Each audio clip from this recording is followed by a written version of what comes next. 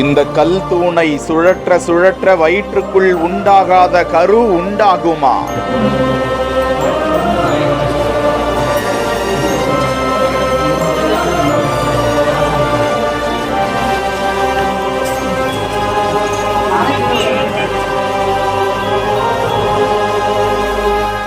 ஆச்சரியமூட்டும் சிவஸ்தலத்தின் விசித்திரமான உருளும் கல் தூண்.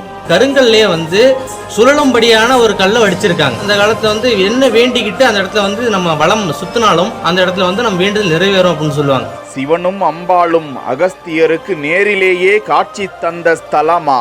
இந்த கல்லை நம்ம சுத்தும் பொழுது என்னென்ன மிக முக்கியமான வரங்கள் நமக்கு கிடைக்குன்னு பார்த்தோம்னா, அந்த இடத்துல குழந்தை இல்லாதவங்களுக்கு குழந்தை பிராப்தம் உடனே கைகூடும், திருமணம் ஆகாதவங்களுக்கு திருமணமும் உடனே பாக்கியம் கிடைக்கும். ஏன்னா இந்த இடத்துல சுவாமி அம்பல் மணக்கோலத்தில் காட்சி கொடுத்துருக்கதால இங்கே திருமணம் ஆகாமல் இருக்கவங்க எல்லாம் வழிபட்டா திருமணம் கைகூடும். அது இல்லாமல் இது சுழலும் பட்சத்தில் இன்னும் உங்களுக்கு உடனே சீக்கிரம் நடக்கிறதுக்கான வாய்ப்புகள் அதிகமாக இருக்கு. பாடல் பாடிக்கொண்டிருந்த போதே கதவு திறந்த வரலாறு. நாகை மாவட்டம் வேதாரண்யம் அருள்மிகு வேதாரண்யேஸ்வரர் சுவாமி திருக்கோவில்தான் ஆச்சரிய சிவஸ்தலமாக விளங்கி வருகிறது. மூர்த்தி, ஸ்தலம், தீர்த்தம் ஆகிய மூன்றுக்கும் சிறப்புடைய ஸ்தலமாம் இந்த வேதாரண்யேஸ்வரர் திருக்கோவில். அந்த காலத்தில் வேதங்கள் பூஜிக்கப்பட்டு பூஜை செய்து மூடப்பட்டிருந்த கதவை அப்பரும் சம்பந்தரும் தேவார பதிகங்களை பாட அந்த திருக்கதவு தானாகவே திறந்ததாக அந்த கோவில் ஸ்தல வரலாறு கூறுகிறது. இக்கோவிலில் மட்டும் துர்க்கை அம்மன் தெற்கு முகமாக அருள்பாலிக்கிறாராம். மேலும் தியாகராஜர்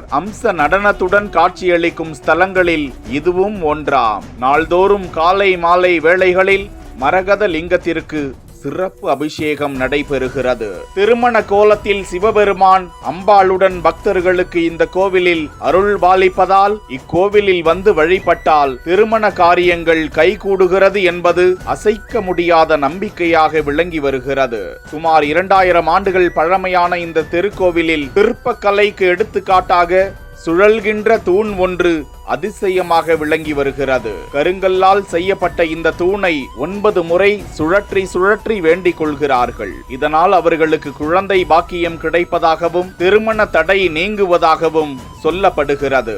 ராஜராஜ சோழன் காலத்தில் கட்டப்பட்ட இந்த திருக்கோவிலில் வரலாற்று சிறப்பு மிக்க இந்த தூண் ஒரு அதிசயமாகவே விளங்கி வருகிறது.